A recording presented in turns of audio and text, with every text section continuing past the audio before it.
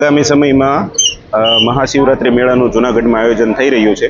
જ્યારે મોટી સંખ્યામાં અહીંયા શ્રદ્ધાળુઓ આવતા હોય છે ત્યારે માનનીય કલેક્ટર સાહેબની સ્પષ્ટ સૂચના છે કે જૂનાગઢમાં મહાશિવરાત્રિ મેળો આવે તે પૂર્વે આટલી મોટી જે ભીડ હોય છે એમને સરળતા અને એક જગ્યાની પણ વ્યવસ્થા થાય એના માટે ભવનાથ વિસ્તારમાં આવતા જે તમામ દબાણો છે એ દૂર કરવાની એક સૂચના થઈ આવેલ છે.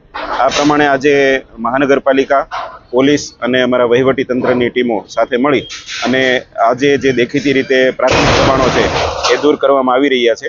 આગામી સમયમાં રોજિંદા ધોરણે આ કામગીરી કરવામાં આવશે. આજે ખાસ કરીને જે દત્ત ચોક છે એનું પાર્કિંગ છે એ પણ ખુલ્લું કરવામાં આવેલું છે. આ પાર્કિંગમાં હવે માત્ર ને માત્ર વાહનો જ પાર્ક થશે, એના સિવાય બીજી કોઈ પ્રવૃત્તિ કરી નહીં શકાય. મોટી લક્ઝરી બસો છે એમને જિલ્લા પંચાયતના જે ગ્રાઉન્ડ છે ત્યાં જ પાર્ક કરવાની અને દત્ત ચોકના પાર્કિંગમાં આ પાર્કિંગ છે એ આજથી સદંતર બંધ કરવામાં આવેલ છે.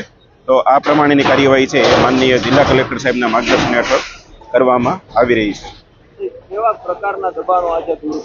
આજે જે દબાણો છે એમાં ખાસ કરીને દેખીતા દબાણો, જેમ કે રોડ ઉપર કોઈ છાપરા કાઢેલા હોય અથવા તો દબાણ કરેલું હોય, ત્યારબાદ માપણી કરી અને જે દબાણો બાકી છે એ દબાણો દૂર કરવામાં આવશે.